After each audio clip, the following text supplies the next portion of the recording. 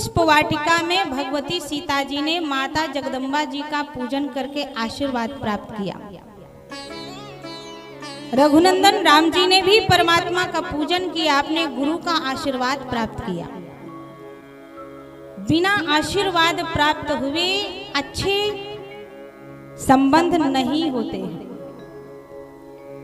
मानो ये संकेत मिलता है, जगदम्बा सीता जी स्वयं ये दुनिया को बताना चाहती हैं कि हमारी बहनों बेटियों को अगर सुंदर सियों के अनुरूप वर चाहिए तो उन्हें माता रानी की पूजा करनी पड़ेगी। सीता स्वयं जगदम्बा है, लेकिन जगदम्बा होके भी जगदम्बा की पूजा करती हैं। और जब राम जी को देखती है ना, तो फिर दौड़ करके गई मंदिर में। पहले एक बार पूजा किया था, उस समय पूजा की थाल में सारा सामान था, तब वरदान नहीं मिला। लेकिन जब राम जी को देख करके आई और बावरी हो गई, तो ना पूजा की थाली का ध्यान है, ना तो जल का ध्यान है, ना तो फूल का ध्यान है, ना तो अगरबत्ती का ध्यान है, कुछ भी नहीं चढ़ाया। जैसी थी वैसे ही मैया के सामने खड़ी हो गई और कहती है, माता हमें वरदान दो। मैया ने आशीर्वाद भी दिया, मन जाहि राचो मिलहि सोबर सहज सुंदर सांवरो। जो मन में रच के आई हो वही तुम्हें पति के रूप में प्राप्त होंगे।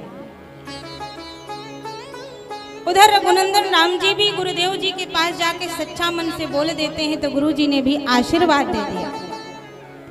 कहने का अभिप्राय आपसे ये निवेदन है कि यदि अनुरूप सुयोग्य वर चाहते हैं और चाहती हैं, दोनों पक्ष के लिए बता रही हूँ, लड़का और लड़की दोनों के लिए, तो भगवान की पूजा करनी पड़ेगी।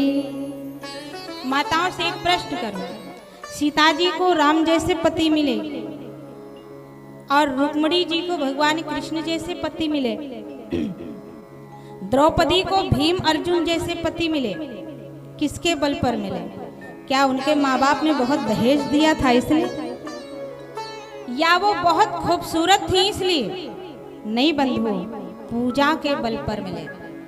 जब सीता जैसी बेटियां माता के सामने जाके प्रार्थना करती हैं, हे माँ हमारे सुयोग के अनुरूप आप हमें वर दीजिए, तो मैया भी बेटियां माँ के ज्यादा करीब होती हैं, इसलिए माँ भी आशीर्वाद देती है, मन जाहि राचो मिलहि सोबर सहज सुंदर सांवरो। आशीर्वाद भी मिल गया।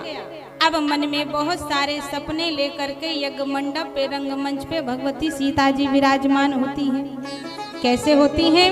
आइए विवाह मंडप की तरफ हम आप सभी लोग चलते हैं। विवाह की कई प्रथाएं शास्त्रों में बताई गई हैं, मुख्य रूप से 4 प्रथाएं।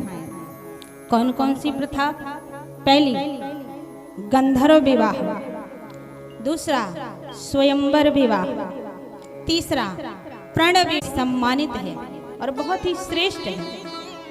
इस वैदिक परंपरा के द्वारा सभी की सहमति से जो ये संबंध होते हैं, चौथी परंपरा वाला, ये सर्वमान्य, सर्वपूजित और सर्व सम्माननीय रहते हैं। इसलिए ये चौथी परंपरा वाला ही संबंध करने का प्रयास करना चाहिए।